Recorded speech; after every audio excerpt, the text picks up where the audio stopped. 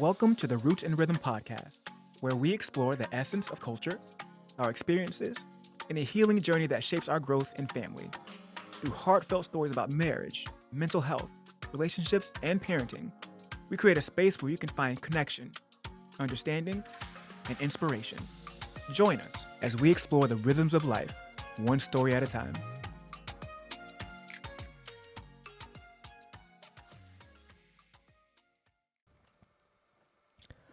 What's up, everybody? Yeah, welcome to another episode of the Roots and Rhythm podcast, where we explore the rhythms of life, one story at a time. It's your boy Vlad the Bull, your number one embrace coach, and I'm joined by the lovely and one and only Angie La Cyber Mommy. La Cyber Mommy's in the building. Today is Friday, the 14th. Am I right? Yes, very excited about that. So November is flying by, sis, with impunity. Yeah, it's not even funny how fast this month is going. I know. And I felt like we were looking at our calendar to book our next guest, and I'm like, hey, yo, ain't no more November to book her in. No. It's crazy. It's about to be Thanksgiving. Yeah, it's about to be Turkey Day. So, you know, we are preparing over here for Turkey Day. Why don't you give us an update, man? How you doing, sis? Doing good. Wallace is back. He was gone for a lot of days, 10 days. We had Friendsgiving with our crew, our mom's walking club, village crew. We went on a date night. Oh, yeah. That's saying, yeah. Yeah, like a week before, 2 weeks before. So we got a lot to talk about. I know. We got a lot to talk about. Our village is strong. It is strong like Chinese bamboo. Shout out. We used to both live in Lowell at some point, so we seen some bamboo in our day. If you've been to Lowell, Massachusetts, you know. But before we jump in, I want to invite everybody to subscribe. Please. We hate to have to keep saying this, but we need your subscriptions. Need y'all to get up. The views are there, but the subscriptions are not. Yeah, we're seeing a lot of you guys, a lot of you folks love the Roots. You're in rhythm. You're watching the episodes, and you may be commenting, but you're not subscribed. Like, what's wrong with you? Just click the button. Just click the button, smash Please, it so we can get you. this out to more people. You want these Roots and Rhythm. I also want to extend something to the group, right? Oh. So for those of you who watch this content, engage with it regularly, we want to not only hear from you, we're always telling them to jump in the comments, right? But we also want to invite you to call in. If you want to be a guest on this show where you can get some live coaching, let us know either in the comments or DM us. I'm going to put our email and address right here on the screen. Email us at info@rootsandrhythm.com, We got an email podcast.com, or you can just hit us up on the Gmail, which is rootsandrhythmpod@gmail.com. Let us know, because we know that when we are talking about relatable, tangible items here on this show, that it's not only going to strike a chord with you, but it's going to strike a chord with your family, your friends. But sometimes you might need more than a podcast episode at the end of your week at 12 p.m. Eastern Standard Time.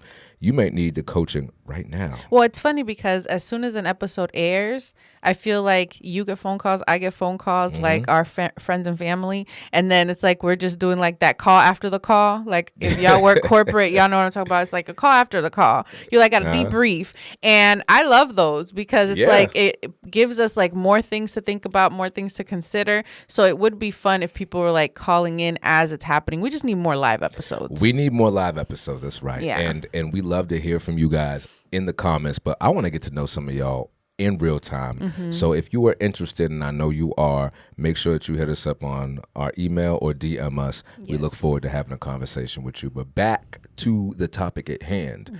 Today we are talking about our village. Now, originally we were going to title this episode "When the Village Fails," which is parenting without the village. Yeah. And so we can talk about that a little bit, but I'm going to be honest with you, I don't really know what that's like, because our village is strong. Our village is robust. It's diverse. And I can't wait to tell you guys about the friends that we have called family for, it feels like forever, but probably for like the last year or so.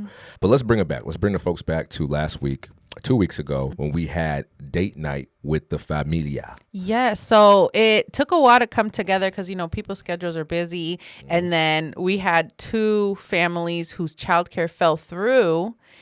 But then what happened, Vlad? We had Titi Beth come in, which is one of the triplets, Julie's twin sister, Beth. She came in and she's like, hey, well, I'll just watch your kids. so you guys can go, because she didn't have her son that weekend. And we're like, oh my gosh, are you sure? And she was like, yeah. And then that fell through. And then we had I was gonna say, because I'm like, wait a minute, Beth didn't watch nobody. Right. But she offered. She then did she offer. said, then it fell through. So then we had Titi Susan, or as Alana calls her, Titi Suze, which is Julie's friend from like 3 jobs ago. Yeah. But they've been friends forever. So she, and her son is 14. So she came and she watched all the kids. And it was like easy for her, because it's like, you know how some people are just meant to like be the Pied Piper of children? Yes. Yeah, She's one of those. She brought activities. The girls are just like enamored with her, like, whatever you want, Titi Suze. Like, they just did good listening. Yeah. So it was great. Susan is awesome. Shout out to Susan if you listen to this, girl. We love you. Love you, Titi Suze. I've known Susan, let's see, I think maybe 8 years. Yeah, that makes sense. Wild to think about. Yeah, because Julie was saying how she's known Saeed since he was like 4 or 5. Yeah. Awesome, man. They're awesome. So glad we could call them family. But she did come through. Yep. So she babysat that day. It was a busy day. I was speaking in Boston at the Black Boy Joy Conference. Shout out to my man Craig Aarons Martin. You probably saw me in a couple of his shows. Awesome, good friend of mine. Does a Black Boy Joy Conference for the Black and Brown youth of the city of Boston every single year. Last year was the inaugural event. This year was ×2, and it was just amazing to see so many black. And what was great to see black boys show up with their black dads and black moms. I love it. I'm like, I love it. This is what happens when you're living in your dream, right? Because the things that you wish your parents had and you had available to you, we had it there. So yeah, it was a busy day. I was speaking at the Black Boy Joy Summit, and then we went on date night. I met you guys at my mom's house. Yeah. And we so it actually didn't even go the way that we thought it was going to go, because my black butt wanted to go to dinner, have a nice little adult time, and then take my black butt home so I could go to sleep. Right. But, so we went to this, what was that bar called? It was called it wasn't a bar, it was a restaurant. We went to this restaurant. It was like a and it had like restaurant. A piano bar. Yeah, next and door. then next door there was like a piano bar, dueling piano bar where we could sit down and you can get all the whatever, you get your drinks and everything. But there's two. Was there 2 pianos? I don't think it was a dueling piano bar, actually. They weren't dueling. I think it was one lady playing piano, and she took requests by, donation or whatever. It's like Club 88. Yeah, right? something like that. But it was fun. And then the group got to see Wallace sing, because he hasn't had any local things that people can go to, not until February. So that's true. Hit up bonthehouse.com to see where they're playing. But anyway, so they finally heard Wallace sing, and they were just like, oh my gosh. They loved it. And you know me, I always love it. It was wild, man. Because, I've seen Wallace sing. My man is talented, super, super talented. But nobody else in that room had. Right. And so I remember the bartender, she's about to throw an apron on the stage. I'm like, y'all better watch out, because if Angie catch you, it's going to... Throw dollars. We got bills to pay. Yeah. She's like, donate to the cause if you don't like my man singing. Right. It was awesome, though. It was awesome. And what song did he sing? He sang a Stevie Wonder joint. Yeah, and then I think a John Mayer song. Yeah. Gravity. Awesome. He sang Gravity and some Stevie Wonder song. Stevie Wonder has so many hits. So I knew great. it was Stevie. I didn't know what song it was, but Stevie Wonder's got like a million songs. Right. Literally. No, exactly. So, exactly. it And was it's cool. Wallace's favorite. He's Wallace's favorite. Oh, he never told me that. Yeah. Stevie Wonder's one of my favorites too. Yeah, Stevie he's Wonder top and 5. Sam Cooke are 2 of Wallace's favorites. You can't go wrong with No, Stevie Wonder, Wallace Sam is 85 on the inside. Yeah, He's an old soul. Yeah. That's what I love about him, man. So we went there, had a great time, and then one of our friends was like, "Hey, you guys want to go to Medallion?" I was like, What is Medallos? I didn't know what it was because I didn't grow up in Boston, and my clubbing days are far behind. Medallo's like a medal? A medal? Yeah, medallos. Taverna Medallo. Yeah. It's a Colombian nightclub. Yeah, pretty much. It's kind of like a nightclub. It's a it's a bar, right? I would say it's like a bar with music. It's a Colombian dive bar, right? So you gotta get your ID checked at the door and all that. We've been going there for years now. Back, if you would have known me back in like 2015, 2016, or 2014, I was in there every weekend. Oh. Every single the weekend. Spot to be. It was packed. Yeah. It was a lot of people there.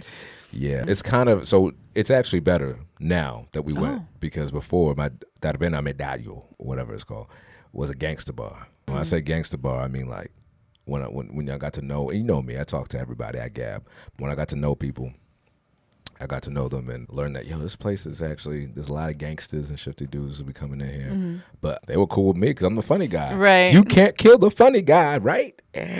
Until you die. Until you do. So, but new management, great place, great music. You know me, I'm a bachatero at heart. So we went there with the crew. I didn't want to go at first. I was making a big stink It was about late. It was late too. No, it wasn't that late. It was like 11:30, 11. That is late. But we were already out. If so it you was late. over 35, over 32, that's late. It is late. 9 o'clock is late. Right. I'll be catching the sleepy GPs. And what time did we get to dinner? 9 o'clock because Vlad got there late to his mama house. Listen, in hindsight, this is what I should have done. I should have gone.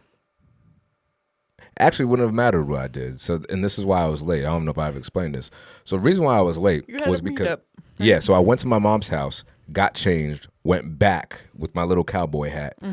I should toss that on here too. I'm gonna see so y'all see my outfit. So you can see all our outfits. We should put the group picture on. Yeah, I'm gonna put that on this. Check this out. You guys see what the whole familia look like right here. We were all styling and profiling. So I went to my mom's house. I was feeling kind of sick that day too. So I went to my mom's house, had some emergency Haitian tea. My mom wasn't there. Neither was my brother.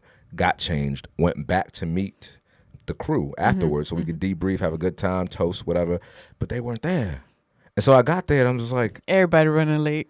Dude. So I got there and it was like, I think we were supposed to meet at 7:45, 8 o'clock, something like that. And so I get back there and we were supposed to meet there at 6. I got there like at 6:45. I was going to pop in, have a quick drink with them, pop out. Bro, they didn't get there until like 7:30. And I was like, well, what the fuck? So I'm like, all right, you know what I'm going to do? I'm like, yo, Craig, let me buy you a drink. Toast you, congratulations, dap everybody up. All the speakers were there, all the panelists, and then I left. So that's why I got there late. So long day, but the food was good, the bar was good, the piano bar was good. Not a place I would go to on my own. Nah, but no, a little bit too rowdy. Yeah, if you've been to Boston and you've been in, and you've got a face that looks like one of ours, and you've been to a place called Mr. Dooley's. Or Howl at the Moon is that's a dual piano bar. Okay, I think that's a place I'd appreciate now more, just a little bit more. But like, I'm not gonna be around a bunch of rowdy moonblow jumping up down. Like, you know what I saw? You know what it was, Andrew? I saw a girl next to us where we were sitting with the group with no shoes on. I'm like, that's it. Not dirty foot. No. We're not doing that. When I used to bounce, they say it all the time. I ain't got time for that. Yeah. So anyway, we go to Medallo. It was cramped. It's a small spot, but it was cool. We were the only people in there drinking water. Yeah. Our table had 15,000 bottles of water on it. Yo, we were making it rain. We were popping Poland Springs up in there. Yeah. It was funny. People had hookah, people had drinks, and then our table full of waters. Bro, we were drinking. We were guzzling that water. Ain't nobody had time to be dehydrated. It was a Saturday evening, right? I mean, come on, man. I used to work for the state police. I know what time it is. So with the picture, we had two families missing because one group doesn't like loud noise, and I'm like, well, yeah, they would have had a terrible time. And the lights. There were a lot of lights, whatever. So yeah, so they're missing. So from our picture, but all of us were on that Friendsgiving picture. So that's true. So yeah, that brings us to Friendsgiving. Friendsgiving was a great time. Shout out to you, sis, and our friend Cassandra. Yes, for hosting. Because it was just so awesome. The food was great. Yeah, it was just great to get and the family, the family that was missing from date night was there. Everybody was there. And it wasn't representative of everybody within our group, because obviously Susan to your Susan to your death, right? Yeah, all the people with little kids, like that were raising the kids together, and we live relatively close. Yeah, because again, it was also missing, like, we all have our friends that either don't have kids or we know through like other circles. So this is like our group village that we belong to together. It was a good time. Yeah. One of our friends made this I do not like buffalo dip. But buffalo chicken dip. It was so damn good. Matter of fact, before we even sat down, we were going ham on that, and we were all looking at each other like, I forgot who asked. I think it was it you or was it, I forgot who it was. Somebody's like, are we gonna sit down and eat? I'm like, with these kids? Where we all gonna sit in one place? These kids are too young. Like, yo, so everybody just kind of eating where you can. You know how it is, you know? Yeah. Yeah. But it was nice. I got to sit down and enjoy. I think we all took turns like getting together and like in our little groups, like, all right, who's going to go make sure the kids eat? And then like people went and came back. And then, so it was good. I had a good time. Very good. The kids were very happy. We had the kids already asking, "Are we doing this again for Christmas?" You know, like they just want to know that. Yeah, Christine's kids. They're like, "Are we doing a mom's club Christmas party?" And we're like, "We should." Just like a pajama party with the kids. I think we were talking about. I heard somebody say Secret Santa or something like that. But yeah, it was so great. All the kids. We have a picture of them all together, and.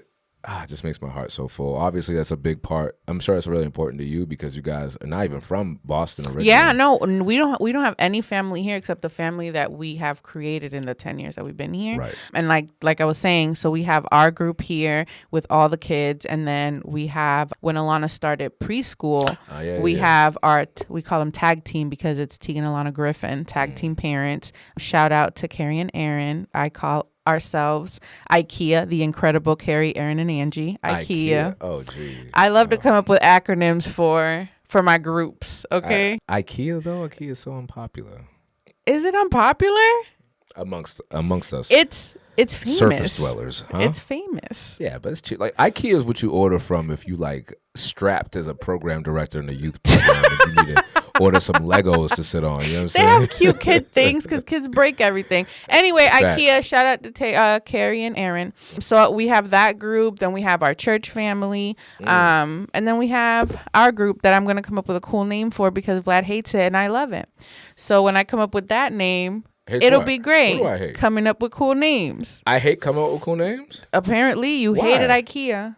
Oh, all right. Anyway, IKEA. Name. Well, it's our names. It's the acronyms. You come up with something else with KEA. Okay? Give me some time. I will. Okay. I will. So we're gonna come up with something together for our village name. We're gonna call it. We're gonna be the miscreants. No. I don't accept that for the children. No, not for the children. Maybe we need to come up with separate names for the adults. Oh, for the adults and the children. Yeah. Yeah. It's great because our children all have different personality and they complement each other well. And I think our kids are still trying to get. I'm just so glad that no one has beef. Because you know how sometimes you're like, oh, can't hang out with them. They're like spoiled brat. And then, well, that's messing with the children. This is going to sound kind of harsh, but this is part of what we're talking about today in forming a village to bolster and enhance your child rearing process, right? Is we're strategic and intentional about who we let into the village, who we invite in to our village. Because let's keep it a stack.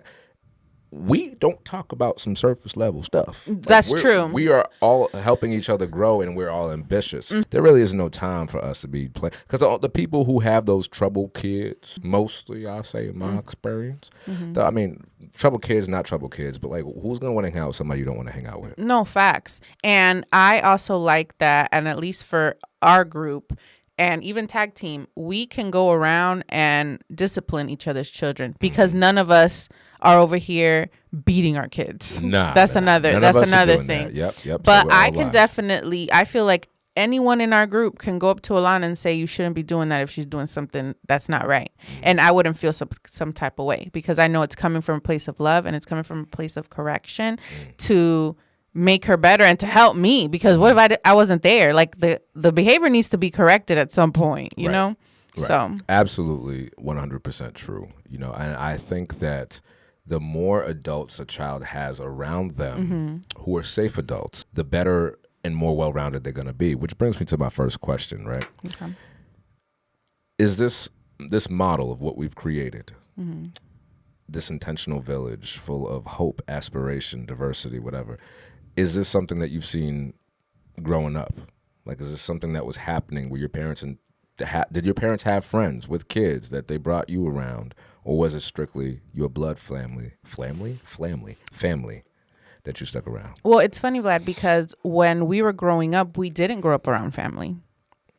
My dad was the youngest. He left Cuba. My dad went to DR, met my mom, brought her to the States. And then all his family, well, I guess when we were little, we lived in Miami with all the Cubans. But then when my dad got this job in Palm Beach County, so it's like 2 hours away, we were 2 hours away. from the family. So we literally grew up with like my mom's friends and her kids and their kids, I should say. So we grew up more kind of like this, but not as big of a group because there were already 6 of us. So it's like, well, how many more children you want to bring How much to more the house do we have? situation? But it's funny because we grew up with this other family and they also had 6 kids, but I was the oldest out of everybody. And then Emmy, who is right after me, their family started with like Emmy's best friend, that they're still best friends to this day, and then all the kids follow suit like that. So I just remember one time my mom and Miss Josie, they came, we all came to my house and it was like the 12 kids because 6 of them, 6 of us, and my mom just made this giant pot of spaghetti and literally just put it in the middle of the table, and then we just ate from like the big bowl of spaghetti. It is just like memories like that, or just like we used to have like an acre of land and we just run around and play hide and go seek outside in like the dark, all of us, the kids that because they had little kids too. Y'all didn't have no wild animals. No. Y'all had no wildlife. Cause I'm gonna say 12 kids, dark, 1 acre, it could happen. Yeah. Right? Yeah, nothing like dangerous. I mean, we had like rabbits and stuff because we had like a lot of bushes, but nothing. What? A rabbit? You're scared of a rabbit? You had a rat in the plane. You scared the ish out of me, Vlad. I'm like, don't you know the rabbits that you bought? We didn't have rabbits. The rabbits lived outside. Oh my gosh. Yo, I mean, you've seen it around here. I saw a deer yesterday. We have coyotes. Oh, I'm gonna see them. But you don't have this fenced in, so the animals could just come and knock on your door. And knock on your door and on your bathroom door too. Mm-hmm. That's what they be disrespectful. But that's such a beautiful memory. Yeah. I can think about this big old, I don't know how big a bowl or a shojier or a casserole you want to call it. It's the big old silver pots. Everybody has one of them. The tall ones? All the Caribbean, the wide ones. Oh, okay. Yeah, Every Caribbean house has one. I mean, I have one, but it ain't that big. Right. It's like, this was like. Oh, man. So was it spaghetti and meatballs or just spaghetti? No, just spaghetti and like ground beef. Oh, yeah. Okay. I think spaghetti and meatballs is like an Italian thing. We make spaghetti with ground meat. Like, what is it? Like meat sauce. My mom used to make spaghetti and meatballs, but like never really with a lot of, like, you know how when Americans do it, it has a like butt ton of tomato sauce and paste. And nobody got time. Like, it was it's very not saucy. It's not saucy. And I don't think Americans make it with, like, they don't saute the spaghetti. Yeah, you don't have onions and peppers. Yeah, we have onions and peppers in our spaghetti. Is that weird? Put it in the comments if you think that's weird. I don't think it's weird. I don't think it's weird either. But that same pot of spaghetti is what, like, when we went to the beach is what we take. Dominicans take spaghetti to the beach. I don't know why it's beach food, but it is. What about when you flew? When you were flying on a plane, did you bring your own food? Because back in the day when you were able to do that, Haitians would be traveling. Oh, yeah. But you know what's funny? I remember when we moved to the States, Vlad, that mommy did pack food and we were eating it. And we had like all the pots and pans with us too. Like on the plane? On the plane. Yeah, I know. Not that they were out, but I specifically remember like having them like on the overhead. Yeah. Was your mom the one in the back of the plane? We had to bring him to Florida with us. Oh, my gosh, man. That is funny. That is so funny. You know, so it makes me think about when I was growing up, like I said, there was potential for community building there in my family. So I'm going to say something that might sound weird, but my mom had friends, but my dad didn't really have friends. And there weren't many visitors to our house for many reasons. My dad's friends were literally his work buddies, but they never came over. And then we were only allowed to hang out with kids that he knew their parents because, again, where I lived, everyone pretty much worked at the same place at the sugar mill, sugar plantation. So if he knew their parents and they were like good workers. Plantation? Yeah, like where you make the sugar.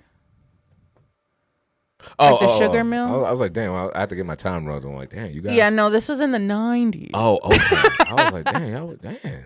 How old are you? So if he like knew their parents and he's like, oh, that girl's dad's a good worker, she could come over. But if it's like, nah, he's slacking off, she can't come over. So work ethic was the only requisite? Well, that's all my dad knew. Is like he went to work and came home. So it was like, if he knew their parents or their grandparents, and he's like, what about values? What about morals? He don't talk about that. He don't talk about that. Right. Well, I mean, hey, but at least he scoped them out, right? Oh yeah, a little bit. My dad. On my dad's side, there's only one friend of the family that ever came by. This guy named Gabriel, God rest his soul. And he had 2 daughters. But I never spent no time with the daughters. They were much older than me. And Gabrielle stole my bike, or my dad gave my bike to him and made me think it was stolen. So that was a terrible memory. But anywho, when I was younger, my mom was really always, still to this day, as you can see, my mom's very keen on bringing people together for holidays, birthdays, and all the kids would get hats, little party hats. And my cousins, Steve and Lisa, they live next door. So they grew up with us, and we'd have party hats. And they used to always come, and that was great. I have very few hazy memories of going next door to my aunt's house where my cousins lived. And at that house, my dad's brothers, his siblings, all of his siblings that they were in good graces with, all lived there at some point at the same time. Kind of, right? So my grandmother lived there, my 2 aunts, my 2 uncles, and then my 2 cousins. So there was a lot. But when there's dysfunction in the home, there's in dissension and beef. Like my dad and his siblings would be beefing on. This is how it always happened. Sunday, everybody comes, coffee's made, everybody's talking in happy spirits. Usually talking about sport or politics or something like that. Whatever's going on. Whatever, talking about people, and then somebody says something that somebody else doesn't like. One person disagrees, and 1 or 2 siblings jump on the agree side, 1 or 2 siblings jump on the disagree side. Everybody blows up, says they hate each other, they'll never talk to each other again until next Sunday, and then we're all breaking bread again. That's exactly how I saw that happen every single Sunday. So that being said, as far as the village is concerned, when things started getting bad between my mom and my father, I stopped, like, for whatever reason, and I couldn't explain it to you, but my cousins were no longer. Like my cousin Steve, he's 9 years older than me, so he graduated from high school, went on, lived his life. But for whatever reason, Lisa was not able to come and do birthdays anymore. Like we didn't get the crew together anymore on my mom's side. So like it was isolated. So after she left, my mom always had friends. I don't really remember meeting their kids. I don't remember if their kids, but like my mom had friends. I knew some friends from like Catholics from like CCD, but again, these like are not like my best friends or anything like that. So I didn't grow up witnessing what it looked like to have a village that is intentionally built outside of your gene pool. And I wanted that experience that you had. I wanted that experience for myself, first and foremost, but I also wanted it for my children because the way that, I mean, I'm keeping it a stack. Lito, literally yesterday we're coming home and he's like, I want to go to Aria's house. And you should. All the time. Just come. Like, we are there every day after 4:30. It's like, I want to go to Aria's house. Or like he thought we were going to school. He's like, all right, are we going to see Aria? I'm like, Aria doesn't go to your school. He's like, no. So, anywho, that's the beauty in having that. And it goes to say, even if you haven't had it growing up yourself as a child, doesn't mean you can't create it. No, you definitely can create it. Because another place that my mom met people and we became friends or friendly and we'd go to each other's houses is like PTA. So she was like a very involved parent at the school. And then she'd, I met this person that's so-and-so's mom. Do you know that girl? And I'm like, oh, I do know that girl. And we'll like hang out and we'll do stuff together, go on field trips. And, it's kind of like you're building those relationships that maybe you wouldn't have had because your mom introduced you or your parents introduced you to someone else. Same thing with all our kids. They all go to different schools. Yeah, it's true. Like they didn't meet at school. They met because of us. And who knows how long they'll stay friends, because right now it's kind of like a forced friendship. You're going to go hang out because us parents are going to hang out, So I just think it's like so beautiful just to see like how that progresses. And I know we joke about all the time, like, oh, well, Lito and Aria finna get married, and I would never put that pressure on either of them. This is just things that we talk about. But how cool would that be? You know? To be in-laws on top of friends, like, hey, I ain't mad at it. And look, the kids love each other. But again, they're not even 3 years old. No. Right. And these are just like us thinking things. Like I would never tell the kids that. But like Emmy's best friend, Jocelyn, she has a daughter and Emmy has 2 sons. So she's always like, but what if it's like, I already love their family. Like we've known each other for years since we were little. Like their dad is like kind of like our other dad. Like he's always checking our report cards. Like he was doing a lot for us too. So it's like, how cool would that be? It's like you're sharing a grandkid. That was pretty right. Pretty awesome. Then it's like you're not fighting for like not love, but you know what I mean. Like you're not fighting to spend time with them because it's like we're gonna be hanging out anyway, just with like the grandkid. Well, I'll tell you this: because the next thing I wanted to talk about are what are the drawbacks to not having a support system or a village. Like, say you're raising a family and it's just you, your spouse, and your child, and your dog, and your cat, and maybe your goldfish, but you don't live around any family. That was your reality for you and Wallace when you guys first came here, before you had kids. What are the drawbacks to that not being available, and then what are the positive effects? What are the benefits of having a strong village like we're creating here? So I guess I'll ask you this. When you and Wallace first came, and you guys had no family up here, and you're obviously thinking about creating a family. Right. What were some of the more difficult challenges you had in not having your family or any family readily available? It's funny because I don't think that I experienced like loneliness that I think would happen because people don't have people around them to do all those things. Because as soon as Wallace moved, he moved here like 2 months before I moved. So he was here by himself with Lily, with our dog, R.I.P. He found a church. So he was literally visiting churches. He's like, oh, I'm going to find a church. So when Angie gets here, it's like we have a church to like continue to go to. So we started doing stuff with the people in the church, you know? And I know some people aren't religious. People don't go to church, but that's how we did it, right? And it's funny because we started going to the church in Lowell, Ebenezer, and Wallace visited there, and he just got all these signs that that's where we were supposed to be. So like the pastor was Puerto Rican. Our old pastor in Palm Beach was Puerto Rican. The pastor's last name was Hernandez. That's my maiden last name. Alignment. Come on. Yeah, right?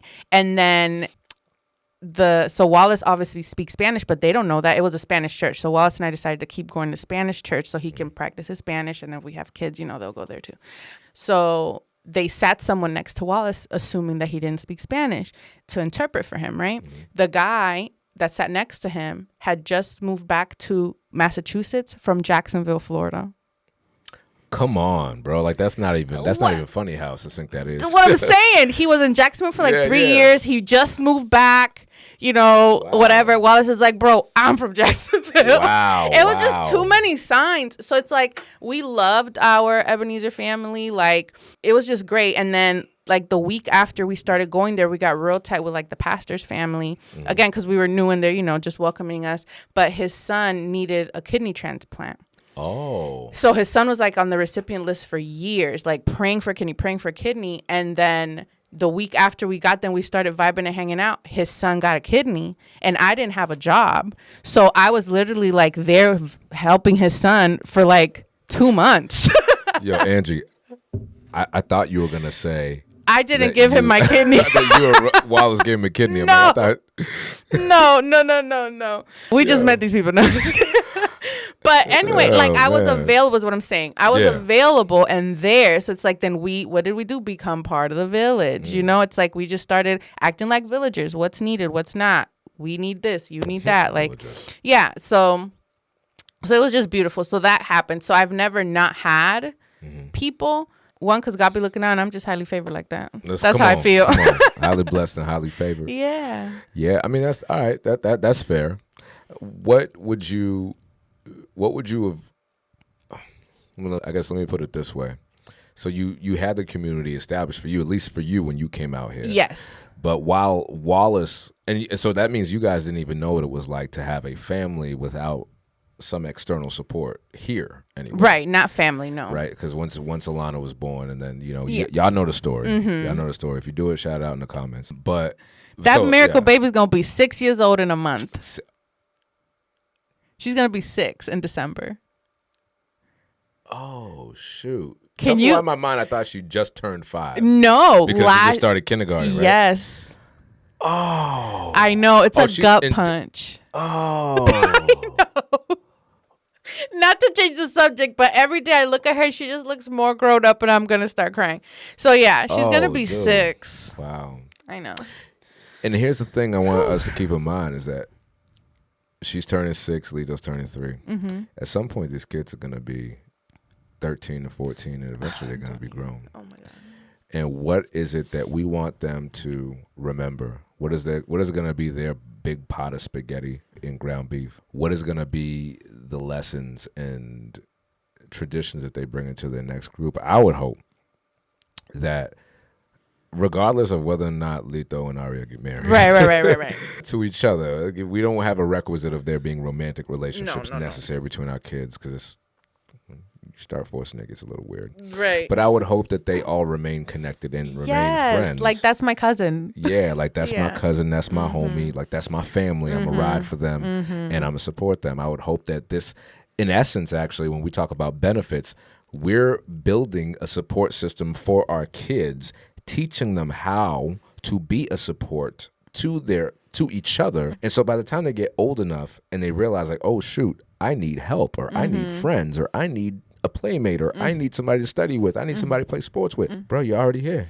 And if you want to add more to the fray, that's cool. But you have it's a parents foundation who gave you a foundation, who taught you how to be in relationship with other people. I think that's one of the biggest benefits in my mind in creating an intentional community of support, because there is no way that Lito, Ariel, and the whole gang can grow up not knowing how to be in relationship and therefore be in isolation. Yeah. Because we're almost forcing them to get out of isolation. That's something I'm learning how to do as an adult, is to get out of isolation in the community, right? Yeah, we weren't made to do life alone. Nah. As much as we like, the peace and quiet, okay, but that's temporary, because I feel like we crave that community, that togetherness, like to be with others, just living life and just doing like the mundane nitty gritty of every day together, Yeah, no, and I'm, me, I'm a strong proponent for this. And part of the other reason why I'm so driven and passionate about this, right? I told you that we all grew up in that one house, that's whatever. But I also saw the other side of it, right? In between Sundays, I would say, what did my family, at least my father's side, look like? What did my family look like from Sunday afternoon to Sunday morning of the next week? And oftentimes, God rest her soul, Tata Aglin, I remember she would be sitting in the corner. There's a staircase in the hallway. You walk through the apartment, a couple rooms here. Here's a dining room. There's a room right off there where my uncle lived and my cousin. Bathroom, you go down the hallway, there's a window, beautiful natural light. And then there's a chair and a little table just in the hallway, and then there's the stairs right there. And my aunt would always be sitting there watching people and not saying anything, but just watching, just standing there, just looking out the window, longingly just watching people. There was a dance school across the street, and she would just watch. And I think one day I asked her, what are you looking at? And she's like, I just love to see people walking down the street. She was living vicariously through them. And if you watched our previous episode, this is like maybe 20 episodes back at this point, but we talked about my aunt, my family, the financial situation, and how we fumbled the bag because of disconnection.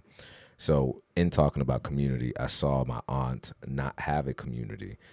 She felt alienated and estranged from the siblings that she lived with. But the crazy part is that her siblings felt the same. So they were all in a house together, but they didn't know how to be together in a healthy and sustainable way. So my aunt would be sitting here in the dark. This is depression. This is what depression looks like.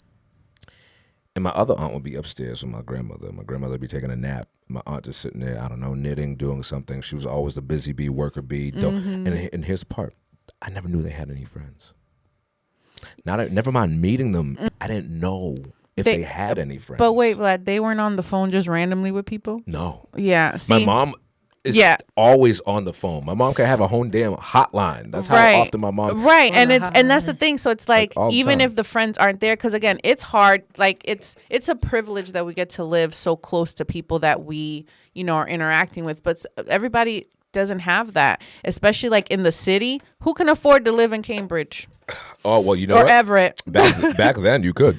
Okay. But yeah, people were still calling your mom and they still call her, So it's like even those phone relationships, like I'm on the phone with my sister every day. We FaceTime all the time. The kids see each other.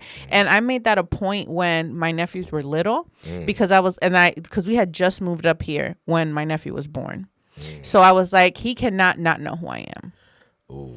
He can't, like, not on my watch, right? And granted, before the girls, I'd be in Florida like every 2 or 3 months. Like, we need to hang out. This baby needs to see my face. Or there was an event or whatever. Like, I have a big family, so I feel like every month it's someone's something. So there's always something going on. But I needed him to be able to see me, interact with me, even if it was just over the cell phone. So he knows that like I'm there for him, like, you know, let's have these jokes, like, you know, whatever. And then to the point that now it's like when I see him, he's like so excited. But it's like he saw me literally every day of his life, you know? So, up until you moved. No, this was when I moved. Oh, when you moved. We talked every single day. Wow. You know, and then when we saw each other, like I'd surprise him, you know, like my sister and I coordinate. When I go on work trips, like I can't go to Florida and not see my nephew. Oh, right. I'm 3 hours away. I'm going to make it happen. Like I cannot not go to my sister's house, you know. But yeah, I think that that's how it's going to be, because you have to be intentional about the relationships in the village. Like I said, be a villager, you know, and contribute to what you're trying to build. Now, you brought up something that I want to pick apart for the audience just a little bit, in being intentional about creating these relationships. When I'm sitting here trying to jog my mind, Angie, I know that you and I and Wallace and Julie all got together because of my brother-in-law was in the same group as your husband. Okay. Yes. And so then that's how our relationship blossomed. But then, and I felt like it was just us for a little bit, but then when we moved out here is when things got different. So when we moved out here, then I found my friend Jeff, who happens to live like 20 minutes away from me and 20 minutes away from you, equidistant.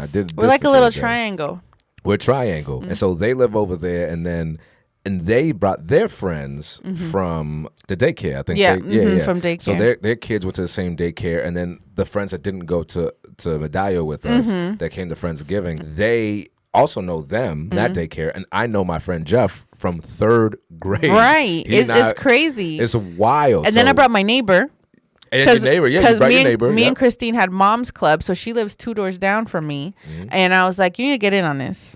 Well, I'm glad you did, because she is so sweet. Isn't she the best? She is just like the sweetest lady. If you're watching, Christine, shout out. We love you, girl. Yes, we do love you. We do love you. And then Cassandra's dad met Dallas at gymnastics. Yeah. And then was like, you need to meet my daughter. And then her and DeAndre are involved now too. But yeah, so that's like our group. You know, it's funny. Again, we talk about the benefits and the wild reaching benefits. Guess who I had a phone conversation with the other day? DeAndre's son. Because he wants to get into voiceover. Yes. Isn't that great? So I'm like, the fact that he said, hey, yo, bro, let me call my son real quick. While we were at Cassandra's house for Friendsgiving. I'm going to call him right now. So you can talk to him. I was like. Because he has a grown son. So everybody watching. He has a grown son. He wasn't one of the little kids. No. This ain't one of those. But like his son is grown. Grown man just bought his own condo. Is doing great. And he's like, I'm going to call him right now. I was like, wait.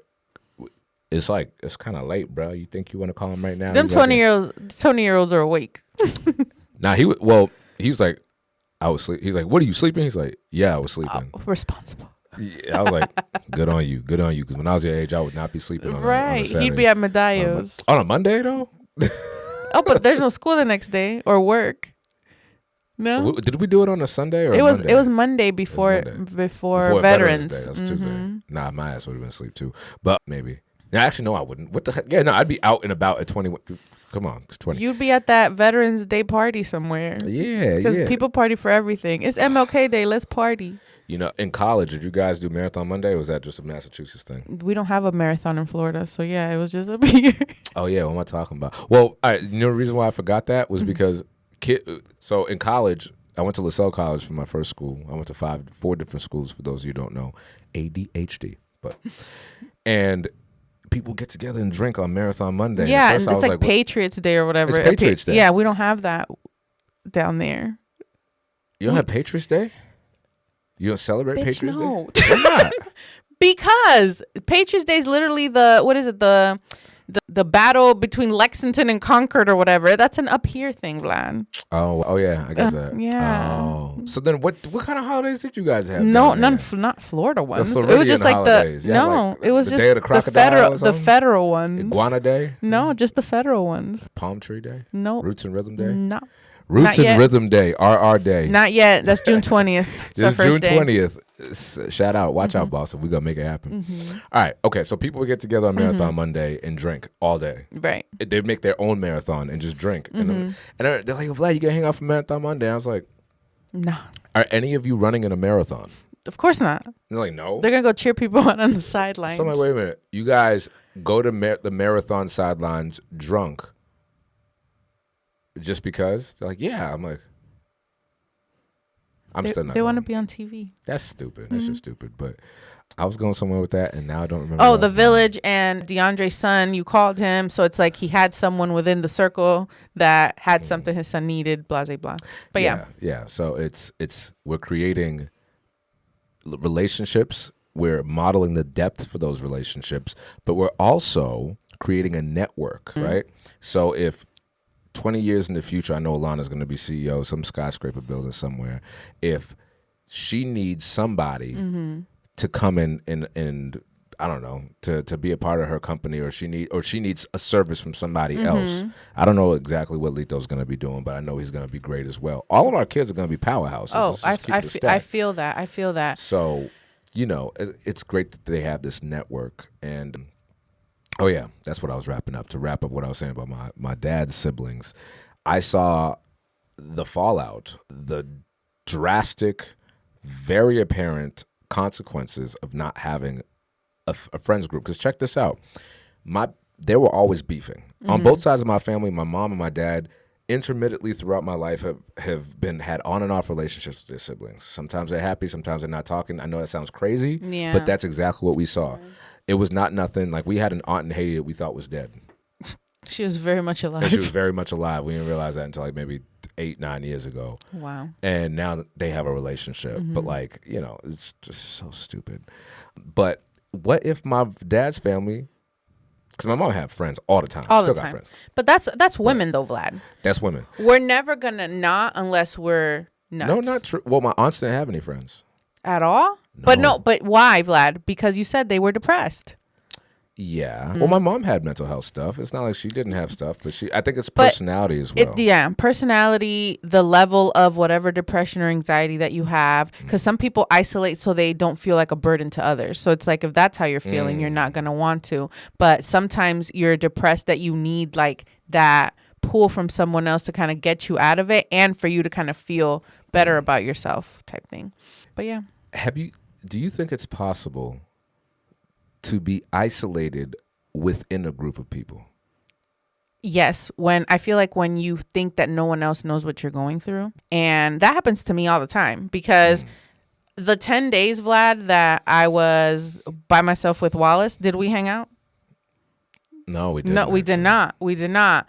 And I feel because y'all don't be knowing what I be going through sometimes. Well, we would if you just let somebody know. If I let somebody know. But then you get like in your head when you're like, oh, well, no one really understands, and it's a hot mess, and my house isn't nice. Oh, it's, I haven't been cleaning or whatever. And that happens. It happens to, I feel like, everybody, you just got to get in this bubble when you think that you're alone, when you're really not. And that kind of happened at Friendsgiving too. Like, I was commenting on one of the girls that she was like, oh, I need help. And I was like, you would have never asked for help before. Like, this is great. Of course, I'm going to jump at the opportunity to help you. So she asked you for help? Yes.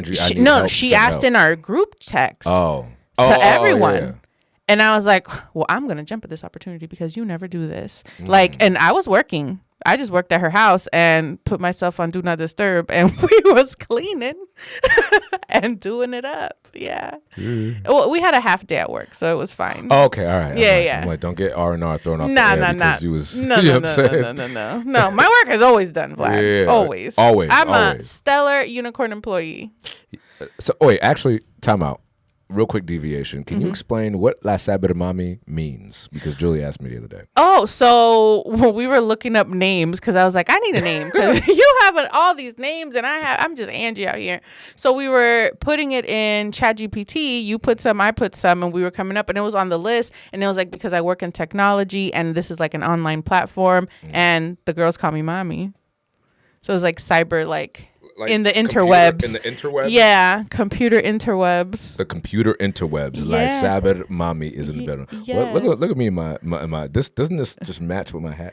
All I need is one mic with your little hoodie on. Yeah. All I need is one mic. Shout out Nas. Yeah, so anyway, but the reason why I asked that was because I saw a group of people and my aunts and uncles. Like, and that's why I find fascinating. It's the basis for all of my work with men and in mental health advocacy is my family was the case study.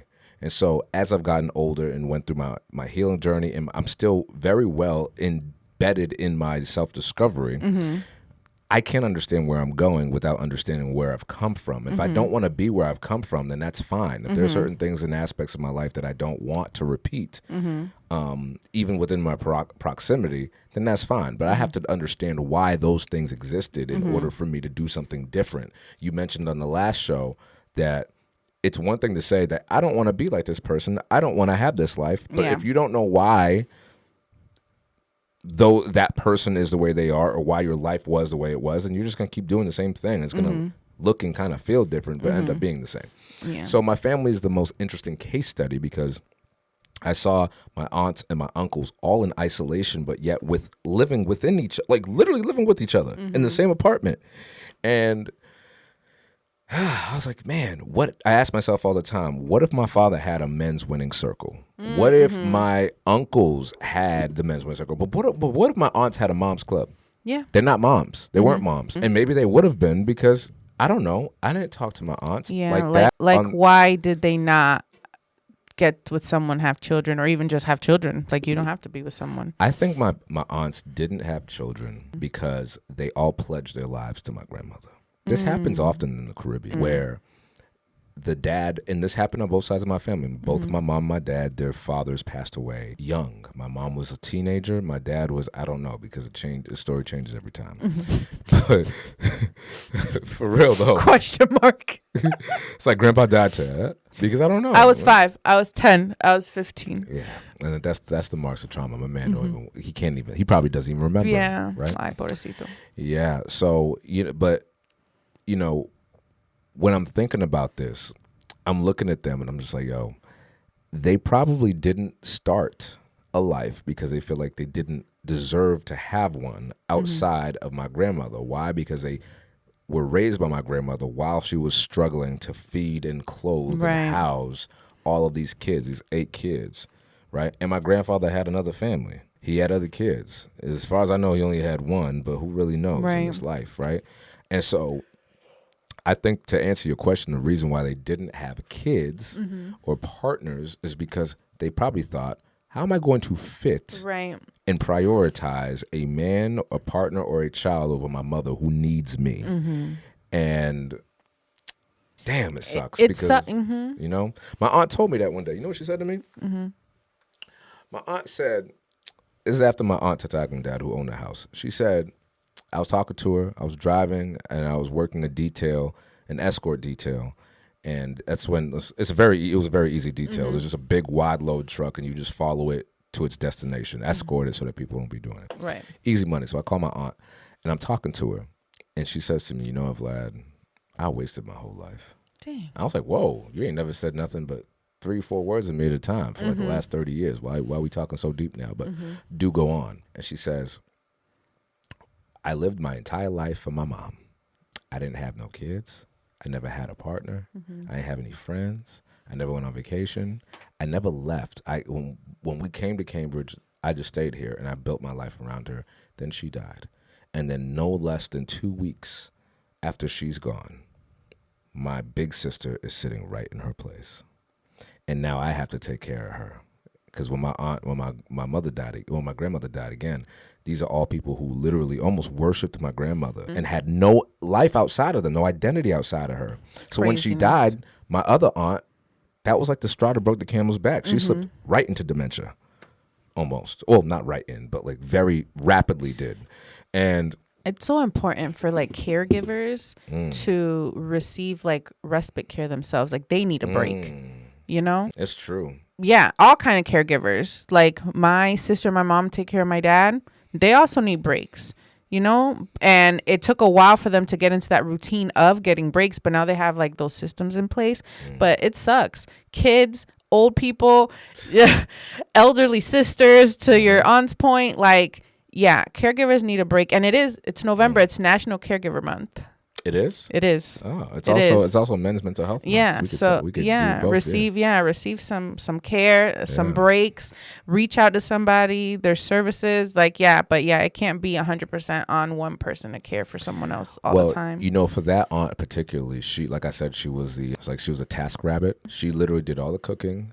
Grandma would kind of supervise, but she did all the cooking. She did all the sewing. She did all the baking. She was almost like Cinderella without the happy ever after, no glass slipper. Yeah. Just had a shoe full of cockroaches. That's it.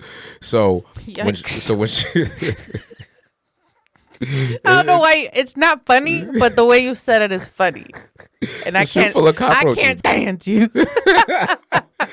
Yo, it's so true though. Like, she had a shoe.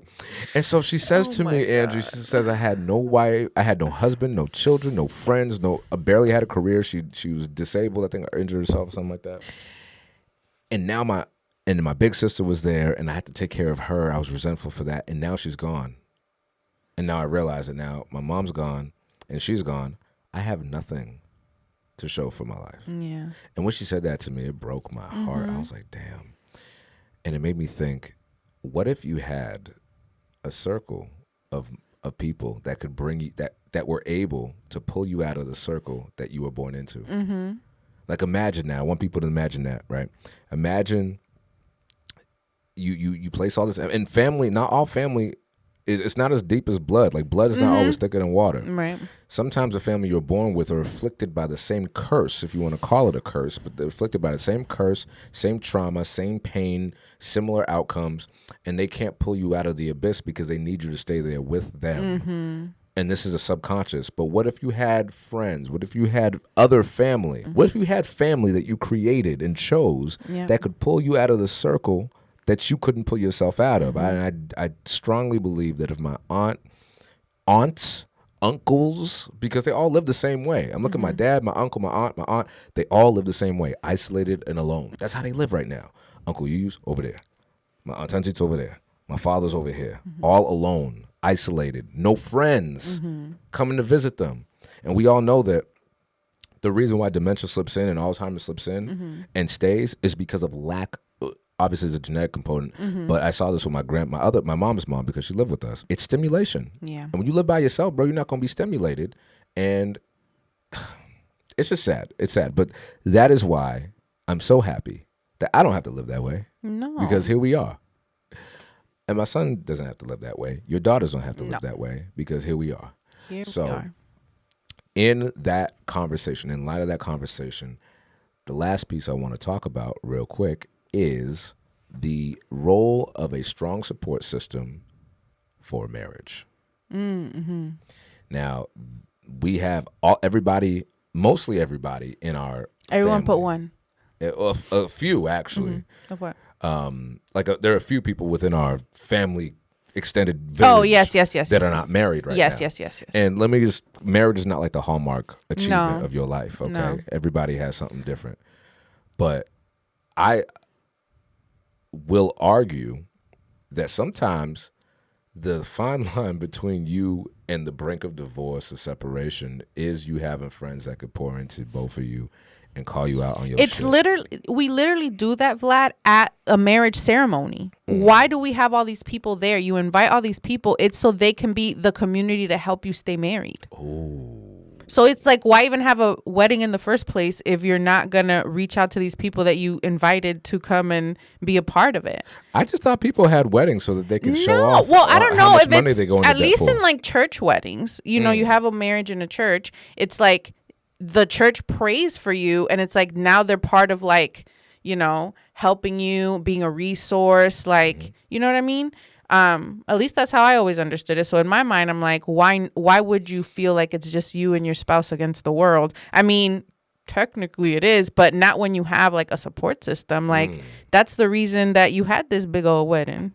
Well, you know, a lot of people would argue against that. A lot of people would argue and say that weddings are just for the bride and groom. But I'm gonna be honest with you, we had a COVID wedding. Yeah, just go to the courthouse then. Yeah. Or have a small wedding like you guys did. We had a small wedding, and it was in the church, and it was only with our immediate family. But we were adamant about having an actual makeup wedding for a number of years. And what I found was when we were revisiting the list, just passively looking at the list, we're going through the list, and I'm like, oh, I would not invite this person, that person, this person, that person. Like, I'm just moving people, I'm removing people, plucking people like corn off. And many of these people were people that I worked with at the time that I was close with, but like then I'm not. I wasn't even close with them. I'm like, I don't even like you. Why are you on my list? Why are you on my list? So think about how many people invite people to their wedding because they're trying to fill out seats and not actually fill out roles. So I will say, the people that came to my wedding that I actually invited, I still either speak to them or have some sort of communication throughout the year. Now, everybody that my mama invited, I haven't seen those people since. That's a different story. Yo, you know what it is, sis? Everybody, I'm not saying everybody, but I feel like this is especially true for American weddings. I don't know how it is in Haiti or DR, but I feel like people just be trying to show off. Oh, yeah. And be like, and weddings are so expensive. We're so happy. Look at all these people. I've been at a couple weddings where, and this is wild. Okay, I've been at a couple weddings, sis, where the groom, like the bridal party, didn't know that the person was getting married. Their friend was getting married until they were asked to be a groomsman or a bridesmaid. What? Yeah. What? It's just weird. Like, they didn't even know they were getting married.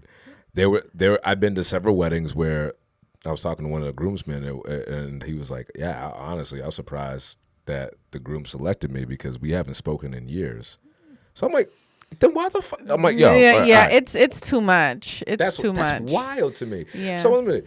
You're going to spend, what is it? I mean, this is back when we were looking at $50 a plate, $100 a plate for somebody you haven't spoken to in a decade.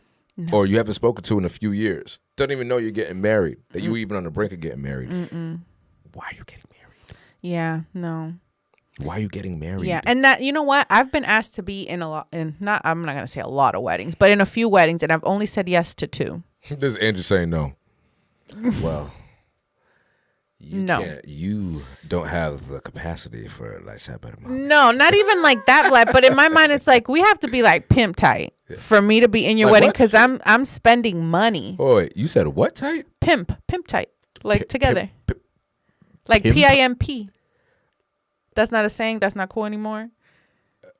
We got to be like white on rice for me to be in your wedding because it's expensive to be in weddings, and 2, I need to believe. I need to believe in your marriage in order for me to say yes. You know, I need to believe in it. So I've only been in 2. Ever been to a wedding that you didn't believe in? No, I just respectfully decline. Really? Yeah. And I've been to a lot of weddings, but I've only been a part of 2. Oh, a part of like I belonged, like I was a bridesmaid. So are you saying you've never been to a wedding that you didn't believe in that you were part of? Like you've never been a part of a wedding you didn't like a marriage? I've never attended. Never attended. Okay. Yeah. And when people invite me to be part of their bridal party, I've only accepted 2 invitations. My line sister Christina, shout out Christina, and then of course everyone's favorite Tatiana and Darnell, and that's it. Oh yeah, Darnell's cool stuff. I believe in those 2 marriages, and I believed in those weddings, and that's how it is. I'm not gonna lie, I've got 2 weddings in the front of my mind right now, and I haven't been to many, but I have 2 weddings that one I didn't know that later I would now no longer believe in the marriage, the institution of it.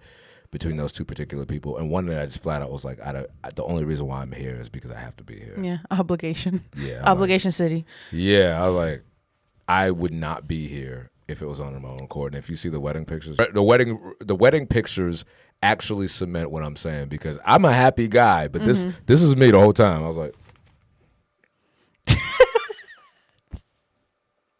I was looking just like my picture over there, your trooper pic. My trooper picture when I was in the academy. People are like, why you look so upset? And it's because I'm like, you don't What's know. What's fun about this? First of all, there's nothing fun about it. Second of all, I was on Oxy at that time because I just had surgery. Yeah, injuries. So I'm just like, ain't nothing to celebrate here. But anywho, so yeah. But yeah, that's wild that their friends didn't even know they were getting married, and then they're asked to be in the bridal party. But that just shows you, Vlad, how superficial some friendships are. And I'm too old for that. I don't do small talk. I ain't trying to meet people, daycare, grocery store, pickup line, wherever. None of it's going to be superficial like that. You know, like it has to be something of sustenance to me. Not sustenance. Yeah. You know, it's like. Or substance. You know, and these are the kind of people that they're making be at their weddings. Like, hey, I know I met you at the Market Basket checkout line. You want to be in my wedding? Or how about this? If you meet somebody at a checkout line or a daycare, would you consider inviting them into the community that we've created? Not after we have to hang out a few times to make sure that you're legit. You know, I was telling our friend Glendy the other day because we know Glendy. Yeah. It's just kind of like a proximity thing now. It's like. Come hang out. So she, without putting all her business out there, she's actually going to be a little closer to us now. Yay. So I told her, I'm like, listen, welcome back to Walking the Moms Club, baby. Walking Moms Club. So I was like, listen, we'll jump you in later. And by jump you in, I'm like, we all going to give you a hug. Right. And it's just so exciting when we have, like, look, when our house is full, like we had everybody here that one time, and it was just anarchy, straight up anarchy in our house. My heart was full. Oh my gosh, 10 kids in the playroom, ridiculous. We need to make that addition ASAP Rocky so the kids could go all the way over there. But like, you know, it's just, my heart is full. Everybody, especially when you guys stay over, we make pancakes and eggs and everybody's chilling, have some coffee, the kids are playing, watching. Like that's what matters. It is what matters. And again, you know me, I'm going to turn my villager mode on because when things are disarrayed, Angie comes and cleans it up. I hate to see a mess. I hate to see people not doing. Even at other people's houses, I'd be like, hey, husband, what are you doing? She's not lying, yo. Get your A up, you know? Yeah, you could say the whole thing. Like listen, I'd be like, yo, bro. And by husband, it ain't my husband. It's someone else's husband. But we in the village, and I'm gonna tell you what to do. Don't be pointing at me because not you in general. In general, she's like, hey, ain't my husband. Not my husband. In general. Yo, I mean that's real. And I would hope that if you're getting married, and we'll do this as a final thought, right? Whether you're getting married or shacking up for the long haul, you need a village. You need a system. We talk about building systems all the time. And you can't have, in my mind, a long form goal for your life. Like you can't have longevity without systems, right? When you're at work, you can't expect to have a long career without a strong system of supervision and progressive promotion. You can't have a vision of a life or health if you don't have a system for exercise and discipline. And you can't have, contrary to what some people believe, you can't have a strong marriage without a strong system of support. To your point, that's why when people get married, you invite people. Why are you inviting people if you're not going to lean on them? Yeah, they're there to witness and to be the people that you're going to lean on, essentially. Like, that's the whole point. But yeah, again, we weren't made to do life alone. We need others there, and they kind of get you out of like that rut. Okay, your marriage, you know, you have questions or something's happening. It's like, who are you going to go to kind of like bounce off ideas? Like, this is happening. Like, what do you think this is? You know, and you don't have to share everything from your marriage. It's still your marriage. It's still like your own little, you know, you and your spouse together. But there's people that care about you that are there if you need to reach out and kind of, you know, do life like that. So very important. Don't isolate. Don't isolate. And look, I've seen this before where people get married and they say it's us against the world. And then when the world happens, us ain't enough. Us ain't enough. We need us plus something else, right? Yeah. And so I want to offer this to the group too. So let's think about the people who are watching today's episode and thinking about they're just starting out their families and they're just moved or they just bought a house or they just started a career. What are some of the criteria for them to create a strong familial system of support, whether that's blood or otherwise? What are some of the criteria when you're looking at those people coming to the fold? I would definitely say some sort of shared values, whatever it is that you hold near and dear to your heart, that are similar to how you want to raise your kids and family that they have. And I would say also vulnerability. Like you're not going to get those deep connections without showing some vulnerability, being open so they know that you're a safe space for them to be open. And it's like that reciprocity. Is that the word? Yeah. You know, so it's like that give and take. Like I'm going to tell you like my honest truth so you can share yours with me and we can be there for each other. So yeah, vulnerability is a big thing when you're trying to build those deep connections with a potential villager. I'll agree. And to add to that, values, vulnerability, alignment too, right? And alignment encompasses all of those. Right. But the people, well, actually, your vulnerability is a bit depth as well. Yes. I'm going to add to that because, dude, I 100% feel you, Andrew, when you say I don't have time for small talk or chit chat or all that. It's like I can yap all day, but if you're going to be around my kids, if you're going to be within my life, if I'm going to welcome you into my house, there has to be depth to this relationship. I'm not looking to take on any more mentees. I have plenty of mentees. And I have mentors, and I want to be able to learn from you at some point, and I need you to be able to learn from me at some point. But if we're going to be fighting and going back and forth about things in an unhealthy way, then there's really no alignment here. If you're selecting somebody to help you do the greatest challenge of your life, especially, which is raising children, then that person has to be someone that you can trust spiritually, financially, mentally, emotionally. Like you have to make an emotional appeal to me if you want to be a part of this goodness that we've got here, because we got a lot of goodness in this group. Like we go apple picking, we go medallion snapping, we go piano dueling, like we do it all. And you have to have high standards for that. Like have some damn standards for your friends, especially the people you let around your kids. So that's what I have to say about that. I like that. Get your village, build your village, love your village, and build one that you can trust. It's a lot of things. That's going to be here for the long haul. Y'all know what it is. Support the podcast. Roots and Rhythm podcast is on the up and up. We've got some great things, exciting things that we are looking forward to announcing that we're working on. So I want you to take the pledge. If you are ready to get some life coaching and you have something that you want, or you have a topic that you want to chop it up with on this podcast, and you want to be a part of this platform, make sure you hit us up through the email, send us a DM, and let's work together. Let's get in rhythm. Yes, and a lot of our topics do come from viewers like you. Hashtag PBS, hashtag support PBS. NPR. Support NPR as well, please.